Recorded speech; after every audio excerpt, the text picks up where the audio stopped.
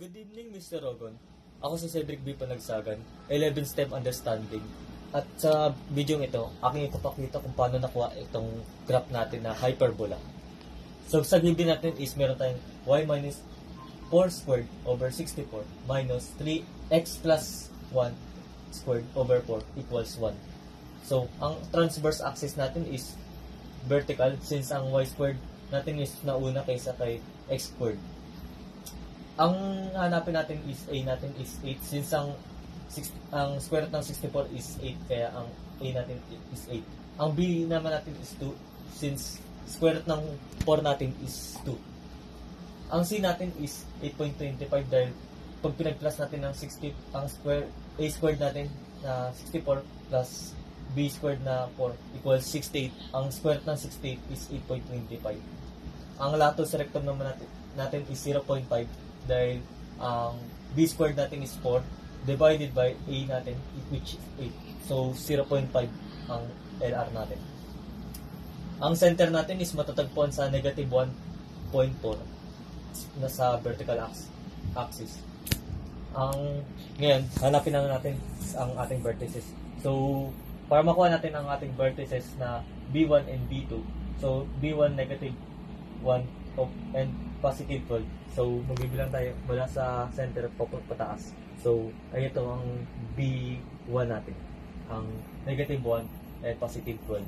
Ganun din sa baba. Magbibilang lang din tayo mula sa center papunta sa ibaba. So, ito ang B2 natin, which is negative 1 and negative 4.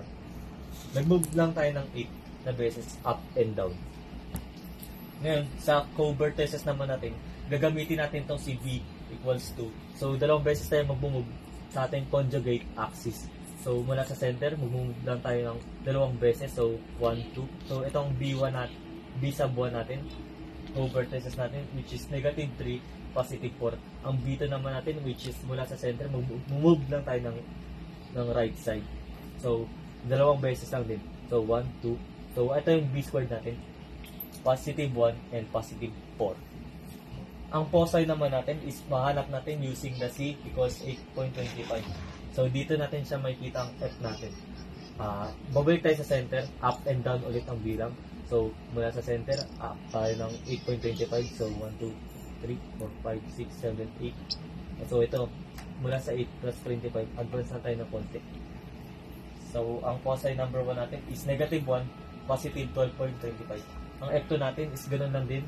Mula sa center, magbibilang tayo pa ibaba.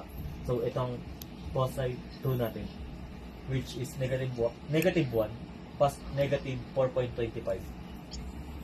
So, ang lateral recta naman natin, para makuha natin is, gagamitin natin itong si LR. Tapos, since nakuha natin ang foci natin, doon tayo magsisimula sa foci and magbibilang tayo left and right. So, itong LR1 natin, which is negative 1.5 and positive 12.25. Ang LR2 naman natin, which is dito banda, ang LR2 natin is negative 0.5, positive 12.25.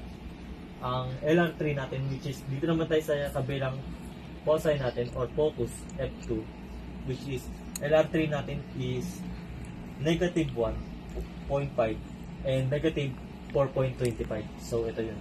Ang LR4 naman natin, which is dito natin makikita, ang values ng LR4 natin is negative 5 and negative 4.25. Then, after natin makuha yun, gagawa na tayo ng rectangle using broken line. Gagawa tayo yan. Mula sa vertices 1, papuntang vertices 2.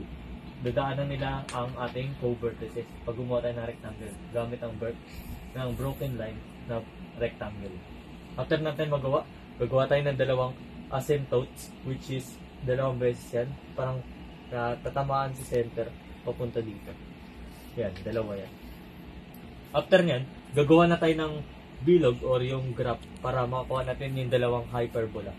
So, dito, ang iingatan lang natin dito is wag itong tamaan ng asymptotes natin habang gumagawa tayo ng graph. So, yan. Gagawa tayo yan. Pag ganyan. Wag lang matamaan si asymptotes. Ngayon, ganoon din sa baba. Gagawa ulit tayo ng graph na papuntang LR to vertices. Ganyan. Kailangan din matamaan si asymptotes natin. Kaya, ayan yung way para makuha ang ating graph.